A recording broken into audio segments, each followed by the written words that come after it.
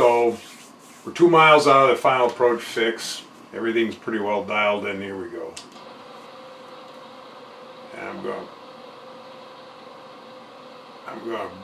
to fly this one just a little slower than I did the other one. I'm going to have kind of a nose high attitude, but I want to get my speeds down a little bit, because things happen faster the faster you go.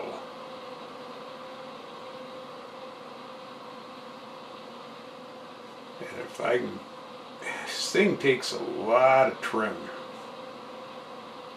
It feels pretty good.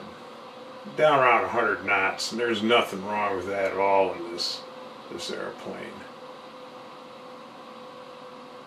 I'm losing a little more yet, so it's going to be a little easier to probably catch that glide slope. And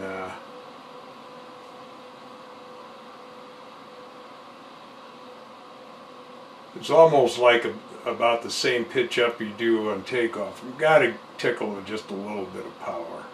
Sinking just a little too much. Little bitty things. And we're going to start down.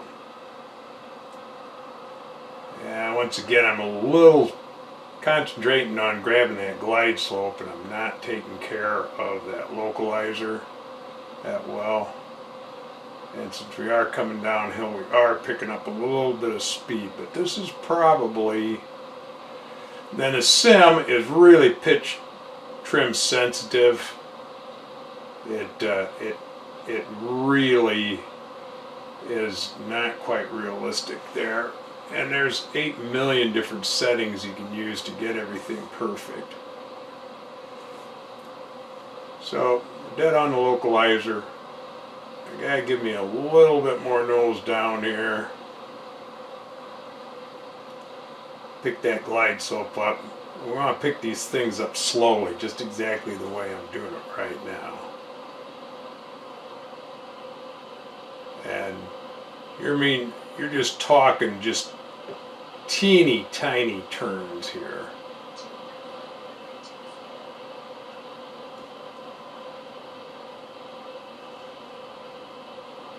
And put that thing where it belongs.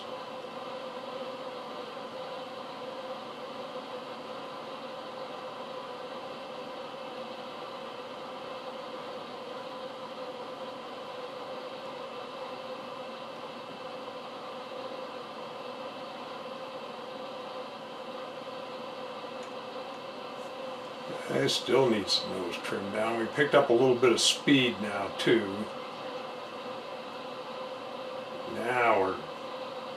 Now's where it starts to get tricky. We've only got a few hundred feet to grow. And we want to keep everything just as nailed as we can.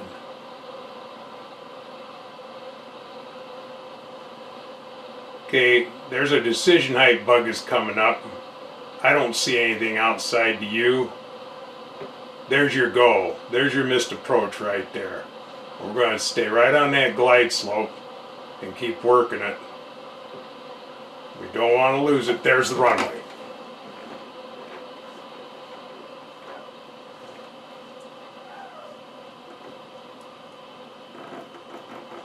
Got her the second time, didn't I?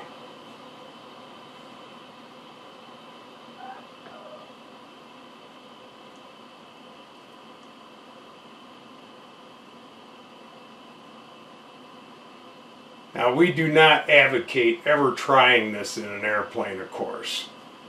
We do this to take and absolutely hone our instrument skills. It's the only reason to do this. Or in the event someday you actually have an emergency, and I mean, it's the do or die situation. But there you are. That was really, I guess, a Hillbilly Cat 3 if you want to know it. Yeah, maybe a Cat 2. I don't know. It can be done. It can be hand flown. It's one of those things that I recommend You know, you drill and you drill and you drill, and we can do it in the simulator. We can do it in the simulator without burning a lot of gas, and we can do it without a lot of risk. That's one of the reasons why I'm an advocate for like twin training in sims. You come to me and you shoot these approaches like that, and then you're going to get one on one engine. Can you do it? Yeah. If you practice, you can do it. It's not all that terribly hard.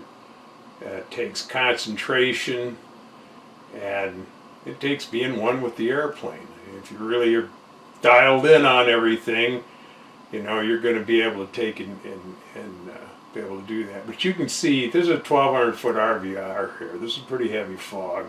That's one thing that's nice about the sim, is it seems to replicate the actual conditions that you get into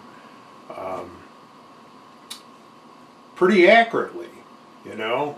And there are times that I have left this particular airport with a little lower than this. I wouldn't do it in a single, I'd do it in a twin, and in 15 seconds I was on top of the sunlight. That's all it is. And you notice there's no real approach lighting on this system, and the actual airport does have it. It's always nice to kind of know where that runway is as you're getting down at that decision height. And what they tell you is they give you a little help in alignment to the runway, and they also tell you exactly where you are. If you're over the rabbit, I mean, you're close to the runway. You're seconds from the runway. So anyhow, we're going to shut her down here, pull the mixtures, and thanks for joining me on the flight, and I hope to fly with you all soon.